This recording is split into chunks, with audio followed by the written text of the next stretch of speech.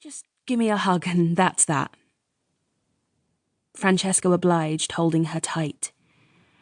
Even the way she smelled turns me on, he thought.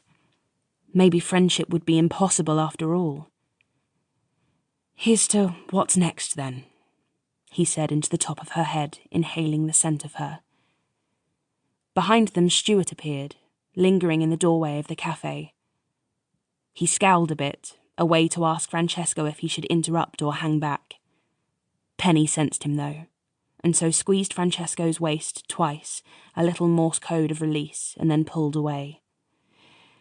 "Don't ruin my cafe whilst I'm gone," she mock-taunted Stuart, who stepped forward to issue his own hug. "You have my word, boss," he smiled, doing a captain's salute at her.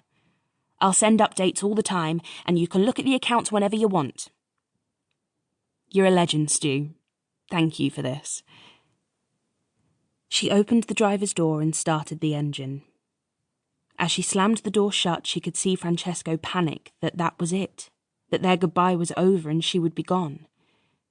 She laughed through both her tears and the glass winding down the window. "Don't look so worried," she insisted. "Everything is going to be fine."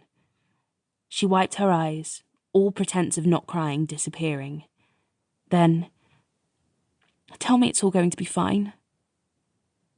"It's all going to be fine," Francesco nodded, his own eyes stinging, his own vision blurring. Isn't that how falling in love so often works? Some stranger appears out of nowhere and becomes a fixed star in your universe. Kate Bolick. Chapter 1. A few months ago in March. It wasn't so much that Penny Bridge was unlucky in love, as it was that love seemingly didn't know she existed. It had been 5 years since her last proper relationship. 5 years since romance, prolonged passion, or even since a bloke had stayed interested for longer than a week.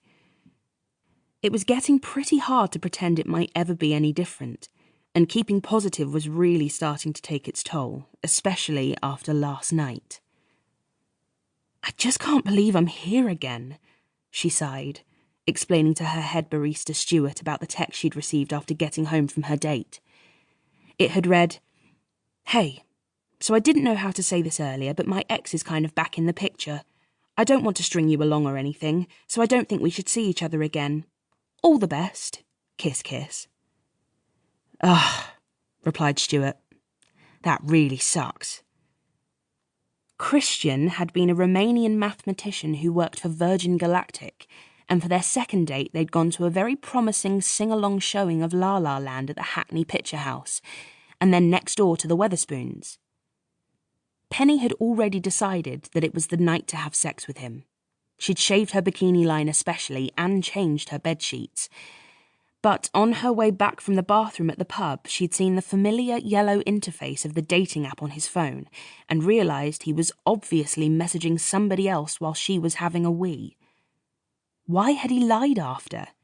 He didn't need to say that his ex was making moves on him.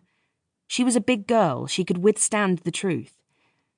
Obviously, he was just not that into her. But why? Why weren't any of them just not that into her?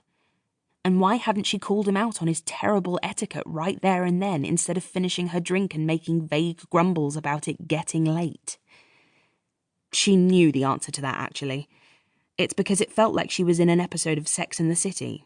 The one where Charlotte screams at the sky that should have been raining men. "I've been dating since I was 15. I'm exhausted. Where is he?" Penny was too exhausted to teach Christian about basic manners. That's why she'd finished the drink she'd paid for and left without bringing it up. She simply couldn't be asked. His text message after was unnecessary salt in the wound. What is so wrong with me that no bloke wants to be my boyfriend? She wondered. Last month, she'd spent 5 nights in a row with Trevor, a deputy head of maths on half-term who, once school started back up again, fell off the face of the earth, until a random 1 a.m. text asking if he'd left his protractor at her flat. Before Christmas, there'd been an Iraqi estate agent from Camberwell who'd really made her laugh.